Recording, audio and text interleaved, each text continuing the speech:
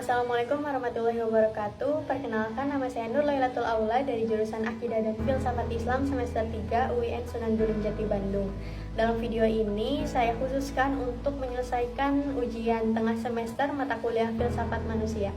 Jadi teman-teman, kebahagiaan merupakan tujuan yang sangat diinginkan oleh semua manusia. Salah satu hal yang tidak bisa kita kesampingkan untuk bisa mencapai kebahagiaan tersebut adalah ketenangan. Namun terkadang ada saja hambatan manusia untuk mencapai ketenangan tersebut, entah itu pikiran-pikiran, entah itu rasa cemas, entah itu rasa takut, dan lain sebagainya.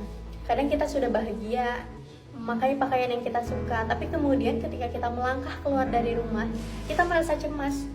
Apakah pakaian yang saya gunakan ini terlihat aneh? Apakah orang lain akan berpikir bahwa pakaian yang saya gunakan ini jelek? Ataukah orang lain akan berpikir selera saya buruk dalam berpakaian? Jika kita masih berpikir seperti itu, maka ketenangan itu tidak akan benar-benar kita dapatkan, dan kebahagiaan pun semakin jauh dari hadapan kita. Maka kemudian untuk permasalahan ini ada sebuah solusi yang ditawarkan oleh seorang tokoh filsafat Yunani kuno bernama Epikuros, yang mana pemikiran ini masih tergolong atau termasuk ke dalam aliran filsafat stoikisme. Dalam salah satu ajaran yang terkenal, Epikuros menulis, "Janganlah kamu menuntut peristiwa terjadi sebagaimana yang kamu inginkan, tetapi inginkanlah peristiwa itu terjadi sebagaimana adanya dan hidupmu akan tenang."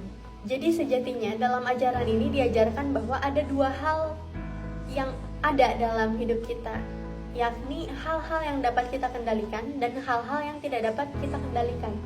Hal-hal yang dapat kita kendalikan itu seperti respon kita, pikiran kita, emosi kita, dan kemudian hal-hal yang tidak dapat kita kendalikan adalah bagaimana orang lain merespon terhadap kita, bagaimana pikiran orang lain terhadap kita, bagaimana hasil dari perbuatan yang telah kita lakukan.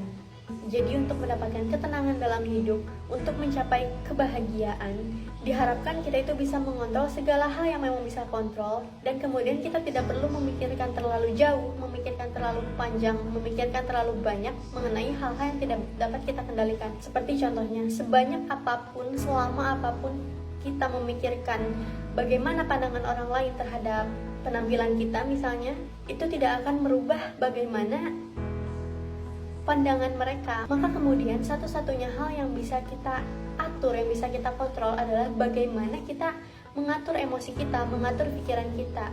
Untuk apa kita cemas atas pandangan orang lain? Lakukanlah karena kita memang bahagia melakukannya. Jika kita memikirkan bagaimana pandangan orang lain, maka yang ada hanyalah kecemasan, maka yang ada hanyalah ketidaktenangan yang menjauhkan kita dari kebahagiaan.